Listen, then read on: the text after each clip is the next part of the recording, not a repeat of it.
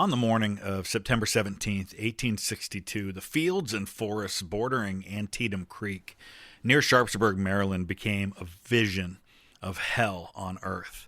For 12 brutal hours, Union and Confederate armies tore into each other in a series of savage attacks and counterattacks through a cornfield, along a sunken road, and across a stone bridge.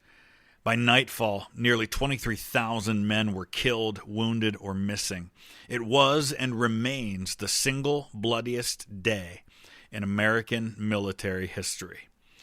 But 200 miles to the northwest, in the smoky industrial heart of the Union, another battle was unfolding. This one wouldn't be fought by soldiers with bayonets and cannon, but by the civilians who armed them. In the city of Pittsburgh, Pennsylvania, on that very same day as the Battle of Antietam, a tragedy of almost unimaginable horror would strike, claiming dozens of lives in a flash of fire and thunder. It was the worst civilian disaster of the entire American Civil War. But this story is largely forgotten, a horrific footnote to the epic slaughter at Antietam. The national trauma of the battle consumed all attention, and the news from Pittsburgh was relegated to the later pages. A local horror story lost in the shadow of national cataclysm. This near total eclipse of the Arsenal disaster by the battle news meant that there would be no national outcry, no immediate widespread demand for any sort of reform. A catastrophe that might have served as a catalyst for change was instead buried first by the headlines and then by history. So how did a place so vital to the Union war effort become the scene of its own devastating battle, fought not by soldiers, but by the young women and girls who made their bullets? But to understand this tragedy, we need to first understand the city. By the 1860s, Pittsburgh was the forge of the Union, a sprawling industrial powerhouse built at the confluence of the Allegheny, Monongahela, and Ohio rivers. It was called the Smoky City, a place where the air was thick with coal dust and the sky glowed orange from the blast furnaces that never slept. This industrial might was the engine of the Northern war effort. Pittsburgh factories produced over half of the nation's steel and more than a third of its glass. At the Fort Pitt foundry, workers cast some of the largest cannons in the world, including the mammoth 20-inch Rodman gun, and they churned out nearly 200,000 artillery projectiles. Ironclad warships were built from the keel up in its shipyards, and its rolling mills supplied the armor for vessels constructed across the country. Pittsburgh was, in a very real sense, the arsenal of the Union. The crown jewel of this industrial empire was the Allegheny Arsenal. Established in 1814 in the Pittsburgh suburb of Lawrenceville, the arsenal was a massive 38-acre military-industrial complex dedicated to manufacturing and supplying the tools of war. Before the war, it employed around 300 people, but by 1862, that number had swelled to over 1,000. It was the primary manufacturing facility for U.S. Army accoutrements, saddles, harnesses, and cavalry equipment. But its most critical task was the production of small arms ammunition. The insatiable demand of the war front created a relentless pressure for production. Every day, the arsenal turned out as many as 40,000 bullets and paper cartridges, totaling over 14 million per year. This staggering output supplied between 5 and 10% of the entire Union Army's annual small arms ammunition requirements. The work done within the arsenal's stone walls directly armed the soldiers fighting and dying at places like Antietam. This immense pressure, however, came at a cost. The drive to maximize output strained every aspect of the facility's operations, from logistics to storage, creating an environment where safety protocols were bent and then broken. The disaster that followed wasn't merely an accident, it was an industrial inevitability, born from a system that prioritized the urgent demands of the battlefield over the safety of those on the home front. The hands that performed this vital, dangerous job belonged not to men, but overwhelmingly to young women and girls. On September 17, 1862, of the 186 workers laboring in the Arsenal's main buildings, 156 were female. Many were teenagers, some as young as 12 or 13 years old. They were the daughters, sisters, and wives of Union soldiers, many of them from impoverished Irish Catholic immigrant families living in the crowded tenements of Lawrenceville. With their men away at war, these women became the primary breadwinners for their families. The work was grueling, but the pay, which ranged from 50 cents to $1.10 per day, was a crucial lifeline, often more reliable than a soldier's delayed wages. To put a face on this anonymous workforce, we have the story of Fredalina Neckerman, known as Lena to her family. She was 19 years old, the daughter of the Arsenal's chief mechanic. She was engaged to a young saddler and worked in room number 1 of the laboratory, which was the room closest to where the explosion would originate. A tintype photograph, the only known image of any of the victims, shows a young woman with a steady, serious gaze, a face of the home front war effort. Another working that day was 13-year-old Catherine McBride, known as Kate. Her father, Alexander McBride, was the civilian supervisor of the very laboratory where she worked, a fact that underscores how deeply intertwined the community and the Arsenal were, and how even the families of management were exposed to the same risks. The work itself is a study in dangerous monotony. For up to 12 hours a day, 6 days a week, the girls sat at long tables assembling paper cartridges. The task required, as you could imagine, nimble fingers, carefully filling a thin paper tube with a precise measure of black powder, inserting a second tube containing a lead mini ball, and then twisting and folding the end to seal it. They were in constant, intimate contact with the volatile substance that would ultimately claim their lives. The air in the laboratory was thick with the sharp scent of gunpowder, and the floors were often coated with a fine, explosive dust. Ironically, the hiring of this female workforce had been framed as a safety measure. The girls had recently replaced boys, many of whom had been fired for their carelessness, specifically for bringing smoking supplies and matches into this hazardous environment. By removing this obvious hazard, management created the appearance of improved safety. But this was really a form of what you could call safety theater. The fundamental systemic dangers of the production process, the handling of bulk powder, the storage methods, the very infrastructure of the facility, those things were left unaddressed. The Arsenal had simply replaced one set of workers with another that was cheaper, more compliant, and ultimately more vulnerable, all while the root causes of danger remained, waiting for a spark. Wednesday, September 17th, 1862, began as a calm and beautiful late summer day. Inside the Arsenal, there was a sense of anticipation. It was payday, and many of the girls were looking forward to collecting the wages they had toiled all month to earn. Outside the main laboratory, a perfect storm of hazards was converging. For weeks, maybe months, workers had been careless with the raw material of their trade. Gunpowder spilled during the process of filling the cartridges was frequently swept from the laboratory floors directly onto the ground and the road outside, creating a fine combustible dust that coated the path. That path was actually a new macadamized road constructed under the orders of the Arsenal's commander, Colonel John Symington. It was built with pieces of hard, flinty stone, a surface dangerously prone to creating sparks. Experienced workers, including Supervisor Alexander McBride, had recognized that danger immediately. They had warned management that the combination of loose powder and a sparking road surface was a recipe for disaster, but their warnings went unheeded. Adding a third layer of risk were the containers themselves.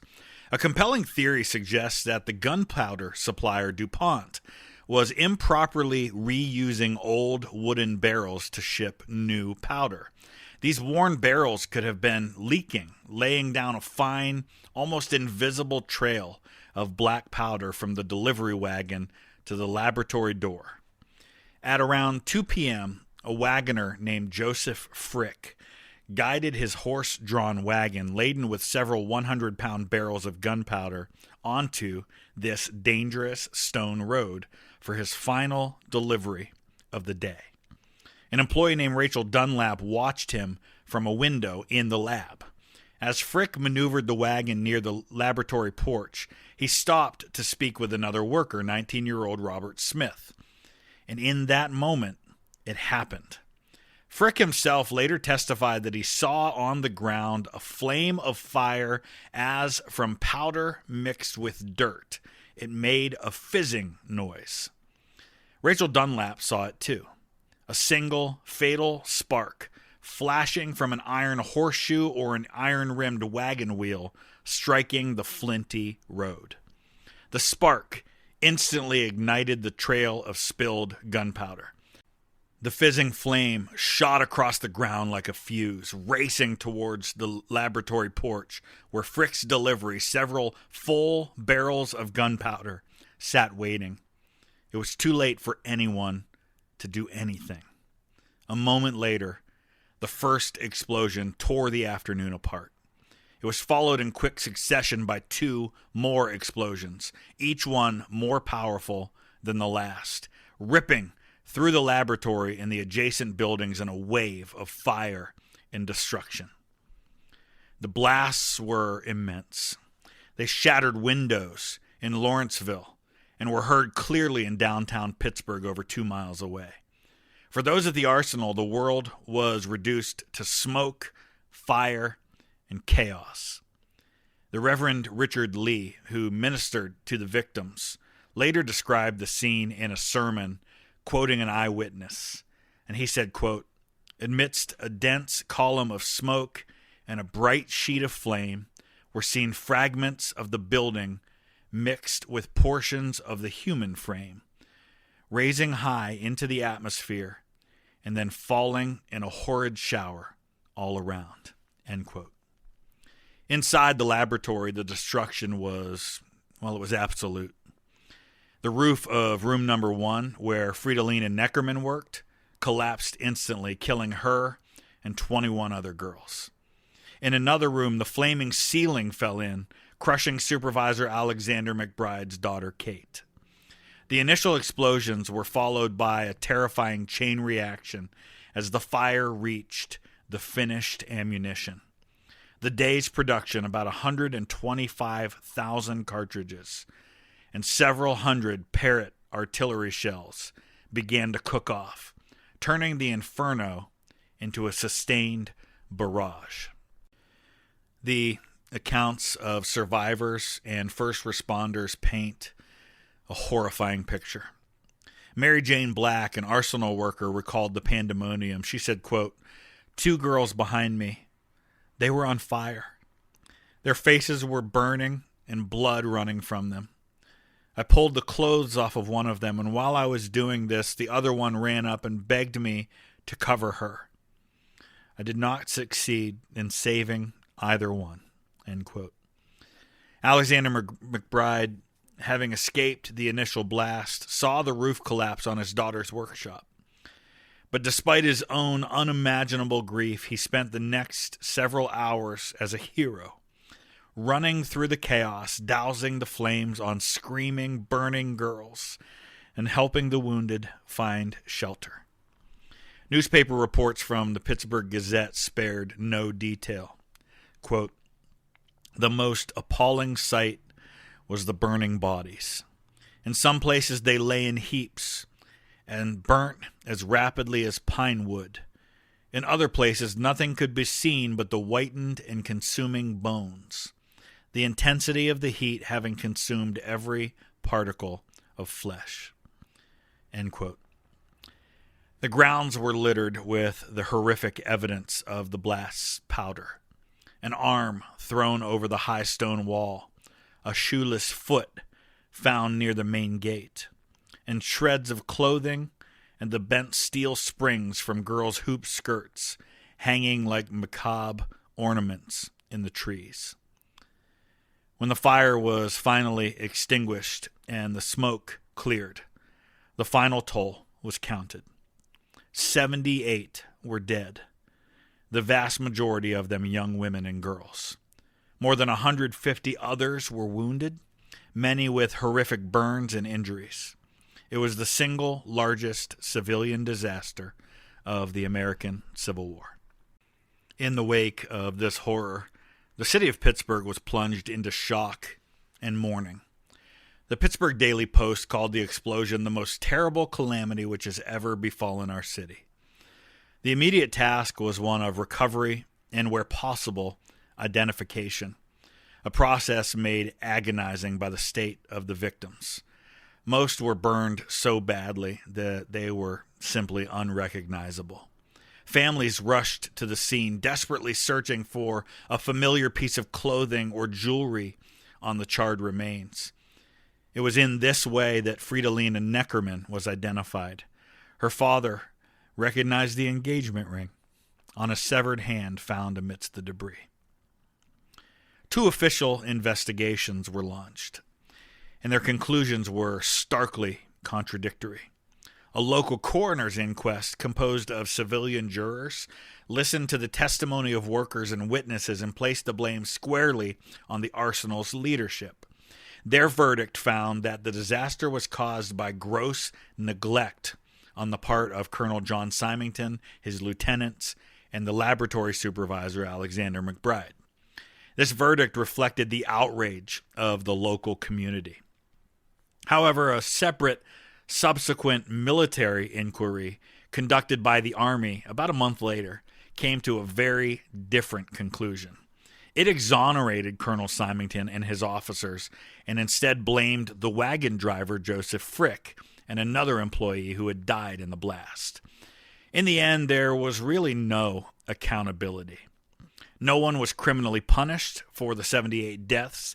Colonel Symington was quietly relieved of his command a few months later. Alexander McBride, who had lost his own child and acted heroically to save others, was left with the official stain of the coroner's blame. For the rest of his life, he fought a tireless but ultimately futile battle to secure financial compensation from the federal government for the victims' families, who were repeatedly denied any form of restitution. On September 18th, just a day after the explosion, a somber procession was held. The unidentified remains of 54 victims were placed in government-issued black coffins and buried together in a mass grave in a large plot of land donated by nearby Allegheny Cemetery. The scene of their burial, a long trench filled with coffins, was one that soldiers on the front lines would have found all too familiar. As the city mourned, news began to trickle in from Maryland. Dispatches detailing the unprecedented carnage at Antietam Creek. The story of the Arsenal, a horrific home front battle, was quickly and permanently overshadowed by the military conflict that it was meant to support. Perhaps the greatest tragedy of the Allegheny Arsenal explosion, beyond the staggering loss of life, was that it failed to serve as a catalyst for any meaningful change. Despite the clear evidence of systemic negligence, the disaster didn't lead to immediate, sweeping safety reforms in the nation's munition factories or other dangerous industries. The war effort demanded production, and the risks were deemed acceptable.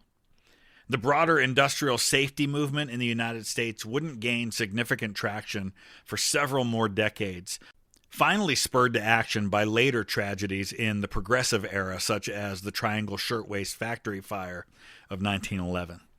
The 78 deaths in Pittsburgh in 1862 stand as a testament to a tragic, missed opportunity. Not long ago, I visited the site of the Arsenal. It's only about an hour from my house. And there's very little that remains today of what was once a sprawling Arsenal complex.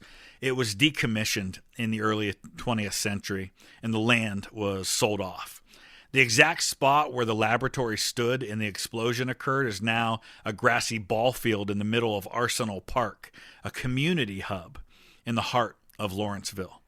A few silent witnesses to that day do still stand. The original stone wall that surrounded the complex, a former officer's quarters, and the old powder magazine, a sturdy stone building that now serves as a park maintenance shed. The final, most poignant memorial is located not far away in Section 17 of Allegheny Cemetery. There, a granite monument erected in 1928 to replace an earlier weather-worn marble shaft stands over the mass grave of the unidentified.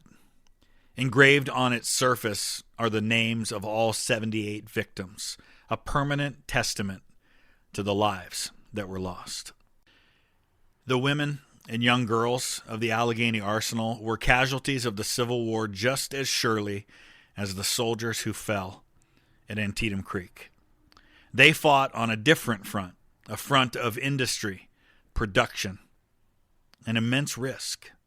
Their story is a powerful and necessary reminder of the hidden costs of conflict, the dangers of unchecked industrial ambition, and the profound sacrifices made by those on the home front. Their voices were silenced first by an explosion and then by a history that focused its gaze elsewhere. By remembering them, we hear them once more. This has been Stories of the Civil War. Thanks for listening.